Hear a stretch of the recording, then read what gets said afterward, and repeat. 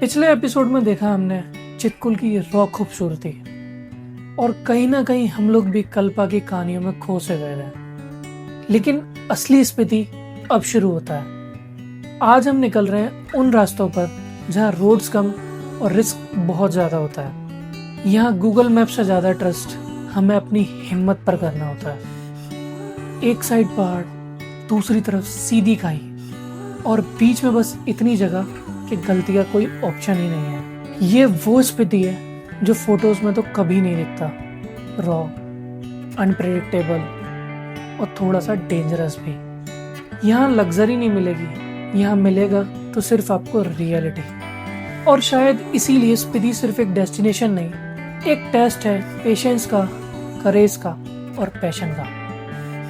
तो चलो कंफर्टेबल सफर को पीछे छोड़ते हैं और अब एंटर करते हैं हम लोग रियल स्पीति में।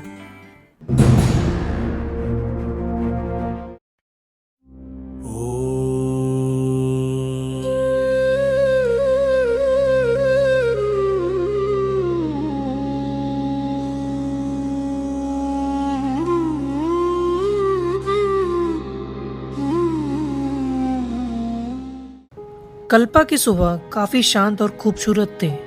ठंडी हवा, सामने बर्फ से ढके पहाड़ और एक अलग सा ही सुकून।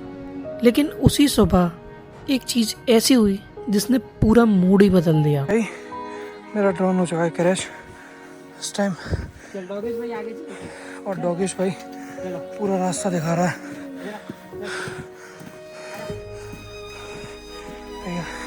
इस टाइम 64 रखी है फट के। ड्रोन सक्सेसफुली हासिल करते हुए शायद ये चीज इतनी बड़ी भी नहीं थी, लेकिन जब किसी सफर में आपके सबसे जरूरी चीज अचानक साथ छोड़ दें तो वो मोमेंट थोड़ा भारी लग ही जाता है।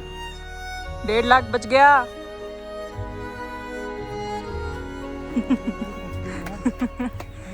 तो भाई इस टाइम हम अभी कल्पा में और सामने साफ दिख रहा है किन्नर कैलाश। पिछली 2 बारियों से दिख नहीं पा रहा था मौसम की वजह से, बट कहने को तो आज भी मौसम ख़राब था यार। कल तो बहुत ही ख़राब था यहाँ का, ठीक है, बट यार हो गया, अच्छा रहा। आज सुबह सुबह अच्छा सनराइज़ देखने को मिला और सामने किन्नर कैलाश जी दिख रहे हैं। और दूसरा एक बड़ा इंसिडेंट मेरे साथ आज ये भी हुआ कि भाई सुबह सुबह गया मैं ड्रोन उड़ाने, बट लग गए भाई मेरे तो। ड्रोन क्रैश हो गया मेरा। शक्ल देखने लायक थी, रिकॉर्ड नहीं कर पाया, बट देखने लायक तो थी। तो जो हुई है काफ़ी बढ़िया था। फिर उसे 1.5 घंटा उसका सर्च ऑपरेशन चला और भाई उसमें सबसे जो मदद करी है मेरी, वो सबसे पहले तो करी डॉगेश भाई ने, और उसके बाद प्रथम को थैंक्स करना चाहूँगा, कान्वी को। उनकी वजह से मैं ड्रोन ढूंढ पाया, बट अगर वो नहीं होते तो भाई मैं होप खो चुका था। मैं भाड़ में गया भाई, ड्रोन देखी जाएगी, अब मैं नहीं जा रहा कहीं। ठीक है, उधर से आवाज़ भी आ रही है, ड्रोन मिल गया। हाँ मिल गया भाई, ड्रोन मिल गया। हाँ तो ठीक है, अच्छा रहा। तो अभी मेरे साथ खड़ा है ऋतिक। भाई कैसा रहा तेरा कल्पा? बहुत ही मस्त। अभी हम धूप सेक रहे हैं यहाँ पे बैठ के। उजैब भाई कैसा रहा? मज़ा आया? बढ़िया नींद आई ना? निकला। हाँ तो एक बार ना आप नज़ारे देखो, बहुत ही सुंदर दिख रहा है भाई। चितकुल के बाद, चितकुल तो मतलब ठीक है, स्नो में काफ़ी सुंदर दिख रहा था, बट कल्पा बिना स्नो के भी बहुत सुंदर दिख रहा है। तो देखो एक बार आप वो सामने, आप उस साइड देखिए ना, वो छोटा सा दिखेगा ना, वो है किन्नर कैलाश जी। और बाकी ये सारी जितनी भी है स्नो पीक्स, ये सारी किन्नौर रेंजेस हैं, ठीक है। तो कई बार ये होता है ना कि स्नो हमारे पास ना हो लेकिन सामने होती है तो बहुत सुकून सा महसूस होता है। तो वो ये सिनेरियो वही है यहाँ पर। तो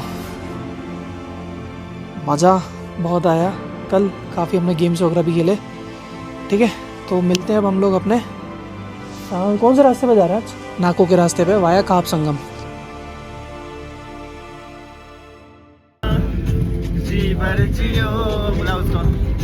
जो है समा कल हो ना हो। अब बारी थी किन्नौर वैली को अलविदा कहने की, और यहाँ से हम एंट्री ले रहे थे स्पीति वैली में। स्पीति में एंटर करते ही सबसे पहला मेजर पॉइंट जो आता है वो है खाप संगम। ये वही जगह है जहाँ स्पीति रिवर और सतलुज रिवर एक दूसरे से मिलते हैं। अगर पहली नज़र में देखोगे ना तो स्पीति रिवर का फ्लो काफ़ी फास्ट दिखाई देता है, जबकि दूसरी साइड सतलुज थोड़ी काम और हैवी फील होती है। लेकिन इंटरेस्टिंग बात यह है कि किसी भी संगम में ये डिसाइड स्पीड से नहीं होता कि आगे कौन सी रिवर कंटिन्यू करेगी, बल्कि उसके वॉल्यूम और वेट डेंसिटी मैटर करता है। और क्योंकि सतलुज का वॉल्यूम और डेंसिटी दोनों ज़्यादा है, इसलिए आगे चलकर ये रिवर सतलुज के नाम से जानी जाती है। और ऑनेस्टली दो अलग रिवर्स को इस तरह मिलते देखना स्पीति की बिगनिंग को और भी मेमोरेबल बना देता है। So we are here at the conference, Spiti और सतलज नदी के कॉन्फ्रेंस के बीच पे हम। बहुत सुंदर नज़ारे, हवा भी चल रही है बहुत।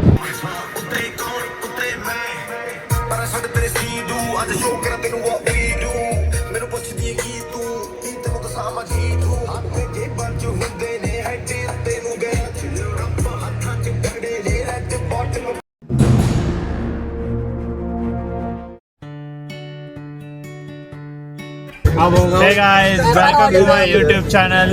We are right now heading towards Nako, where the air is pretty thin. हाँ, thin. तो अभी उधर जाएंगे, उधर देखेंगे सांस ले पा रहे हैं कि नहीं। ले पाएंगे तो ये ब्लॉग अपलोड होगा, नहीं ले पाएंगे तो ये ब्लॉग नहीं अपलोड होगा। Thank you.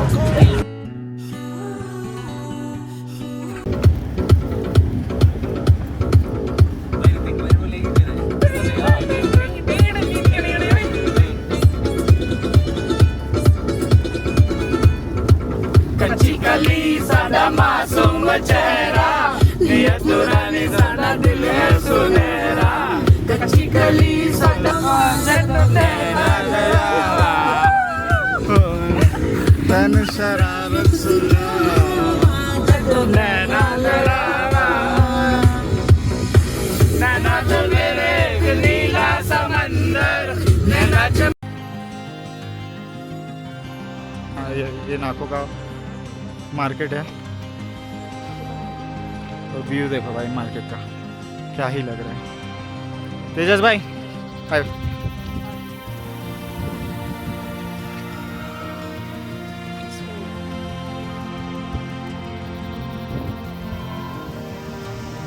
तेजस भाई ऊपर जाते हुए ब्लॉक किए हैं।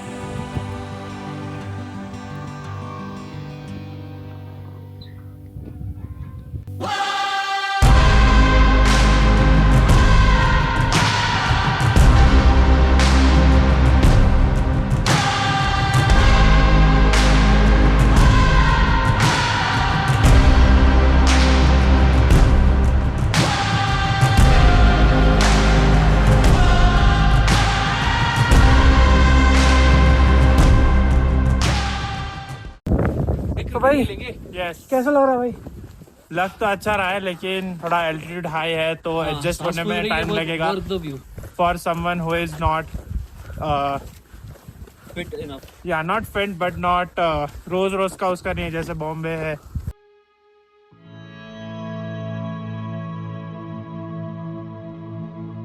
कुछ देर लोकल्स के साथ क्रिकेट खेलने के बाद अब मैं निकल पड़ा नाको की अपने स्टे की तरफ। और सच कहूँ, जैसे ही मैं इस छोटे से गांव की गलियों में घूम रहा था ना, एक अलग ही रॉ फीलिंग आ रही थी। यहाँ ज़्यादातर घर मिट्टी और पत्थरों से बने हुए थे, सब कुछ सिंपल, बिना किसी शो ऑफ के। लोग अपनी डेली लाइफ में स्ट्रगल करते हुए दिखते हैं और तब रियलाइज़ होता है कि इतनी हाइट पर रहना जितना हमें दूर से इजी लगता है, असल में उतना होता नहीं है। यहाँ हर छोटी चीज़ के लिए एफर्ट लगता है, चाहे वेदर हो, रिसोर्सेज हो या नॉर्मल डेली लाइफ। और शायद इसी सिंप्लिसिटी और स्ट्रगल की वजह से नाको गांव इतना रियल फील होता है। मालूम है ग्रुप ट्रिप्स की सबसे खास बात क्या होती है? जब आप सोलो ट्रैवल करते हो ना, तो सफ़र सिर्फ जगह का नहीं रहता, आप लोगों को भी एक्सप्लोर करने लगते हो। नए लोगों से मिलना, उनकी स्टोरी सुनना, उनका लाइफ को देखने का नज़रिया समझना, ये सब धीरे धीरे ट्रिप का पार्ट बन जाता है। लेकिन ऑनेस्टली पूरी ट्रिप का सबसे स्पेशल मोमेंट वो होता है जब रात को पूरा ग्रुप एक साथ बैठा होता है और बिना रियलाइज किए स्ट्रेंजर्स कब क्लोज फ्रेंड बनने लगते हैं पता ही नहीं चलता। ये छोटी छोटी कन्वर्सेशंस ही ट्रिप को मेमोरेबल बना देती हैं।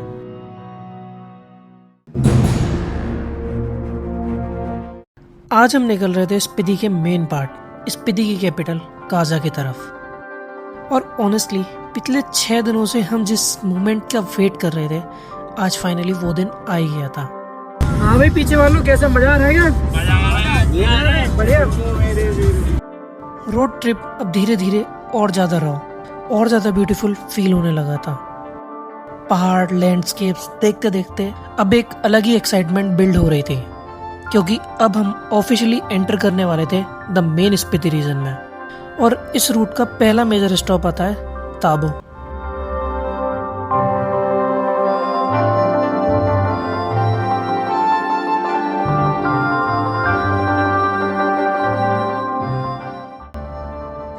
एक छोटा सा विलेज, लेकिन स्पीति की हिस्ट्री और कल्चर में इसका बहुत बड़ा इंपॉर्टेंस है।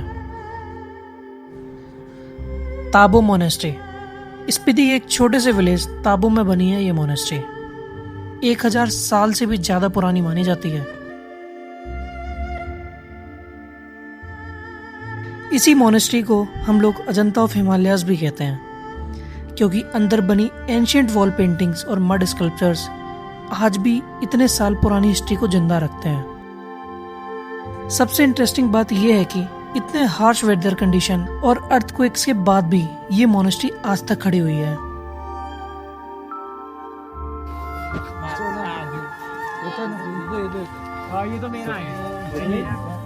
ताबू मोनेस्ट्री में है और यहाँ पे सब ड्रोन वॉर्स हो रही है। प्रथम भाई यहाँ पे बैठ के ड्रोन उड़ा रहे हैं। यहाँ पे प्रथम भाई, यहाँ रोहन, और हम लोग सिर्फ एक्शन कर रहे हैं, ज़ूप ज़ूप ज़ूप।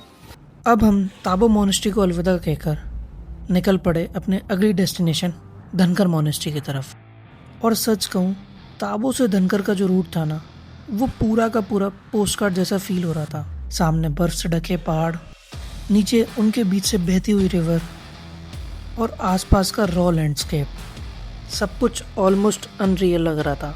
जैसे बचपन में ड्राइंग बुक्स में बनाया करते थे, पीछे माउंटेन्स और सामने उनके बीच से निकलती हुई नदी। बस फ़र्क इतना था कि इस बार वो सब कुछ स्केच या पेंटिंग में नहीं, हमारी आंखों के सामने रियल में था।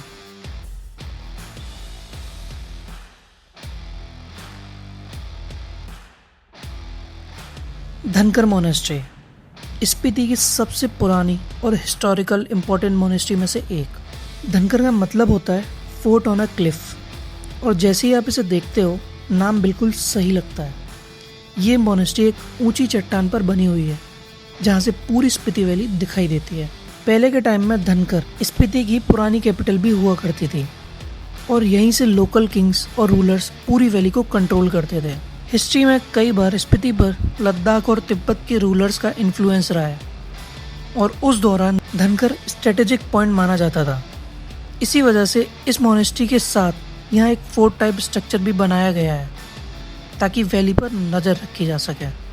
और ऑनेस्टली इतनी ओल्ड मोनेस्ट्री और इतनी डेंजरस लोकेशन के बीच आज भी इस मोनेस्ट्री को खड़ा देखना अपने आप में काफ़ी अनरियल फील होता है।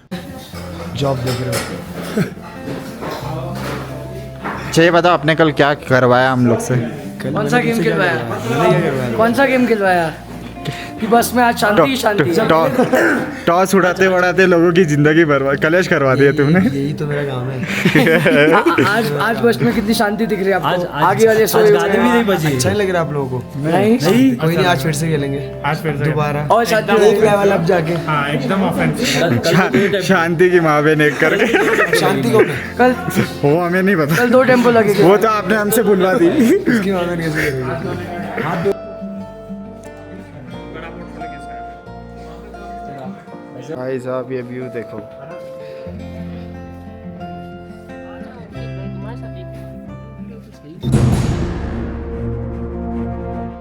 काजा पहुंचते ही हम सबसे पहले निकल पड़े उसकी मेन मार्केट की तरफ, क्योंकि स्पीति में यही सबसे हैपनिंग और मेन मार्केट मानी जाती है। यहीं से आप लोकल सोवेनियर, स्पीति के हैंडमेड आइटम्स, वूलन्स और छोटी छोटी लोकल चीज ले सकते हैं, जो इस ट्रिप की याद घर तक लेके जाती है। क्योंकि अगले दिन हम निकलने वाले थे स्पीति के मेन डेस्टिनेशन एक्सप्लोर करने, इसलिए काजा मार्केट में वो एक्साइटमेंट अलग ही फील हो रही थी। मार्केट एक्सप्लोर करने के बाद हम पहुंच गए हिमालयन कैफ़े। वैसे मेरा फेवरेट तो कैफ़े पिटी था, लेकिन विंटर सीजन की वजह से उस टाइम वो बंद था। और अगर आप कभी हिमालयन कैफ़े जाओ ना, तो वहाँ की हॉट चॉकलेट डेफिनेटली ट्राई करना। इतनी ठंड में गरम गरम हॉट चॉकलेट का फील ही अलग था।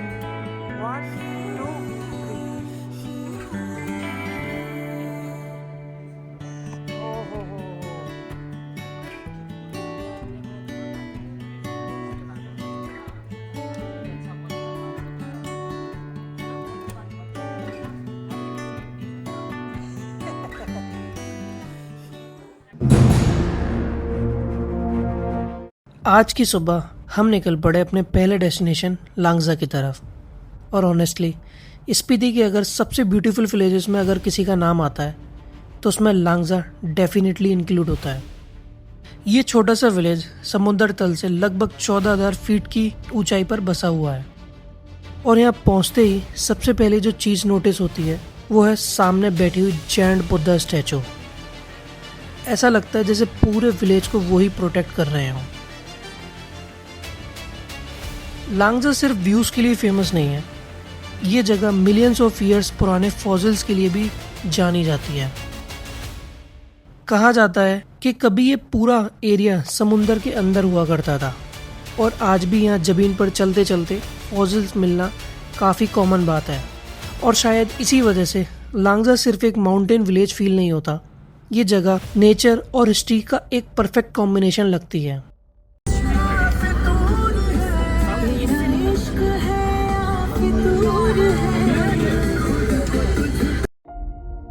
लांगजा के बाद अब हमारी सवारी निकल पड़ती है कॉमिक की तरफ। और जैसे जैसे हम ऊपर बढ़ रहे थे ना, वैसे वैसे रोड्स और व्यूज दोनों ही और ज़्यादा अनरियल फील होने लगे थे। कॉमिक को दुनिया का हाईएस्ट मोटरेबल विलेज में से एक माना जाता है, जो लगभग 15,000 फीट की ऊंचाई पर बसा हुआ है।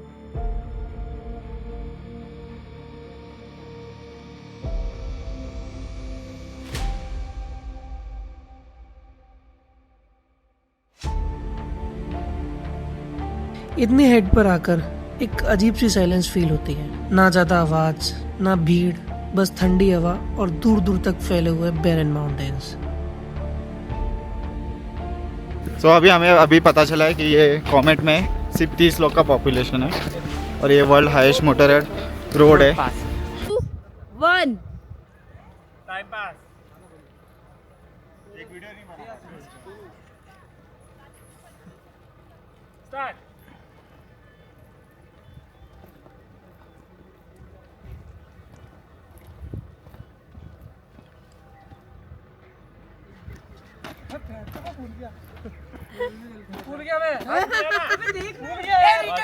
हम लोग अभी कॉमिक में है जो हाईएस्ट मोटरेबल पास है और ये लेस की हालत देखो, इतना फूका हुआ कभी नहीं देखा हमने। कॉमिक के बाद हम निकल पड़े अपने नेक्स्ट डेस्टिनेशन हिक्किम की तरफ। हम जा रहे हैं Hikkim, the world highest post office, और यहाँ पे ऑफ रोडिंग करते हुए हमारा टेम्पो ट्रेवलर। और हिक्किम एक छोटा सा विलेज ही नहीं, ये जगह इंडिया की हाईएस्ट पोस्ट ऑफिस के लिए भी फेमस है। लगभग 14,000 फीट की ऊंचाई पर बना ये पोस्ट ऑफिस 1990 से यहाँ के लोकल लोगों को दुनिया से कनेक्ट करता आ रहा है। और सबसे इंटरेस्टिंग बात ये है कि इतनी रिमोट लोकेशन पर भी आज तक लेटर्स और पोस्ट कार्ड यहीं से भेजे जाते हैं। और सच बताऊं, डिजिटल वर्ल्ड के टाइम में इतनी हाइट पर बना एक छोटा सा पोस्ट ऑफिस काफ़ी स्पेशल फील होता है। यहाँ आकर ऑलमोस्ट हर ट्रैवलर खुद को एक पोस्ट कार्ड भेजता है, ताकि स्पीति की यादें सिर्फ फोटोज में ही नहीं, एक रियल मैसेज की तरह भी साथ रहें। हाँ भाई, कैसा लगा तेरे को इतनी ऊपर से पोस्ट डाल के? यहाँ पे पहली बार पोस्ट डालते हुए, मतलब अभी ईमेल का ज़माना है, बट यहाँ पे हम आ रहे हैं हिक्किम, जो इंडिया का सबसे हाईएस्ट पोस्ट ऑफिस है। और यहाँ पे आके हम बच्चों की तरह पोस्ट कार्ड लिख रहे अपने करीबी दोस्तों को। किसको करा भाई? सबसे करीब कौन थे? सबसे मेरे गर्लफ्रेंड को मैंने यहाँ से पोस्ट किया। हाय हाय और यहाँ से वो पोस्ट अभी जाएगा सीधा मेरे घर पे। ठीक। हाँ भाई सोनी, कैसा लग रहा है? बहुत ही मेरा तो फर्स्ट टाइम एक्सपीरियंस है किसी को पोस्ट कार्ड भेजते हुए, और first time and from the highest post in the world. It's unbelievable experience. मैंने तो अपने घर वालों को भेजा है, देखते हैं पहुंचते हैं कि नहीं. बट जो पोस्ट कार्ड है, जो इंडिया पोस्ट का ये जो ऑफिस है, बहुत ही, और जो व्यूज़ है यहाँ पे, ये व्यूज़ के लिए ये पोस्ट ऑफिस आना ज़रूर बनता है. हाँ भाई ऋतिक, कैसा लग रहा है तेरे को? इतनी ऊंची से तू पोस्ट कार्ड डाल रहा है अपनी फैमिली को, अपने फैमिली मेम्बर्स को, तो कैसा लग रहा है? पहली बात तो ये पोस्ट ऑफिस का बिजनेस मेरे फैमिली का है और हम लोग लाइक 45 ईयर्स से कर रहे हैं. तो मेरी मॉम, मेरे दादाजी एवरीडे पोस्ट ऑफिस जाते हैं मुंबई के. तो ये पहला post card world highest post office से मैं उनको भेज रहा हूँ. और मेरी अभी गूज़बम्प मोमेंट्स आ रहे हैं, पर दिखा नहीं सकते. तो बहुत ही अच्छा मोमेंट है. हाँ भाई आशुतोष, कैसा लग रहा है इंडियाज़ हाईएस्ट पोस्ट ऑफिस से अपने घर वालों को पोस्ट डालना? So again, my mom and dad stay very close to, so I'm just sending the letter to my mom and dad. और this is the first time जब मैंने कभी भी किसी को भी लेटर या any पोस्ट कार्ड सेंड किया है, so feeling ही different है. Plus the view is always a plus point. So yep, first time life में एक्सपीरियंस किया है, so that's a good thing. बढ़िया. तो भाई अभी हम सबके ना पोस्ट डल चुके हैं, और जितना मुझे लग रहा है भाई इन लोग का तो फर्स्ट टाइम एक्सपीरियंस था, मेरा सेकंड टाइम था. तो काफ़ी बढ़िया मज़ा आया. भाई व्यूज़ तो अनलिमिटेड है भाई, क्या ही कह रहा है भाई.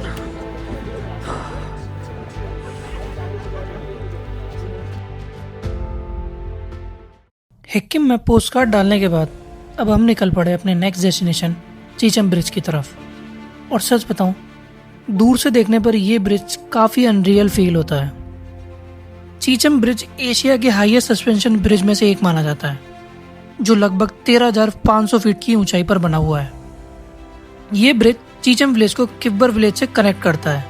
पहले लोकल्स एक विलेज से दूसरे विलेज जाने के लिए रोप ट्रॉली का यूज करना पड़ता था, जो काफ़ी रिस्की और टाइम कंज्यूमिंग हुआ करता था. लेकिन ब्रिज बनने के बाद यहाँ के लोगों की डेली लाइफ काफ़ी इजी हो गई. और जब आप ब्रिज के बीच में खड़े होते हो ना, नीचे गहरी गॉर्ज और आसपास के मैसिव माउंटेन्स देखकर एक सेकंड के लिए हवा तक हैवी फील होने लगती है. स्पीति में रोड और ब्रिजेस सिर्फ ट्रेवल का पार्ट ही नहीं लगते, ये समझ आता है कि इतने टफ कंडीशन में कनेक्टिविटी बनाना भी कितनी बड़ी बात है.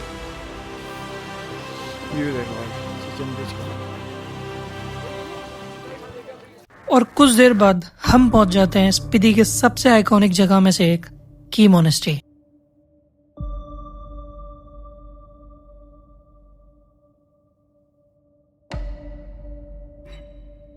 दूर से देखने पर यह मोनेस्ट्री किसी हिल साइड फोर्ट्रेस जैसी लगती है. पूरा व्यू ऑलमोस्ट पोस्ट ग्लास जैसा फील होता है.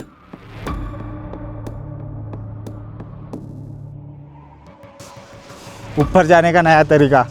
ये तरीका यूज करो, सांस नहीं फूलेगी. की मोनेस्ट्री लगभग 1000 साल पुरानी मानी जाती है, और ये स्पीति की सबसे बड़ी बुद्धिस्ट ट्रेनिंग मोनेस्ट्री में से एक है. Guys, if you are from a city and you have not done any treks, trust me, it is going to be very hard for you. Going to the viewpoint, coming back and climbing the monastery will be one of the key achievements in your resume, I guess. History में इस monastery ने काफी कुछ देखा है, Mongol attacks, earthquakes और harsh weather condition. लेकिन इतने सालों बाद भी ये आज तक स्पीति की आइडेंटिटी का एक इम्पोर्टेंट पार्ट बनी हुई है. और जैसे ही आप अंदर एंटर करते हो ना, बाहर का रॉ लैंडस्केप और अंदर का साइलेंस, दोनों का कॉन्ट्रास्ट काफी अलग फील होता है. सो पहुंच चुके हैं की मोनेस्ट्री, और अपना जो स्पीति सर्किट था वो आज यहाँ खत्म होता है. और हाँ यार, काफी लंबा सफर था भाई, मजा आया. नए दोस्त मिले, नई जानकारियाँ मिली, नया सफर, नए लोगों के साथ. बहुत मजा आया भाई, बहुत मजा.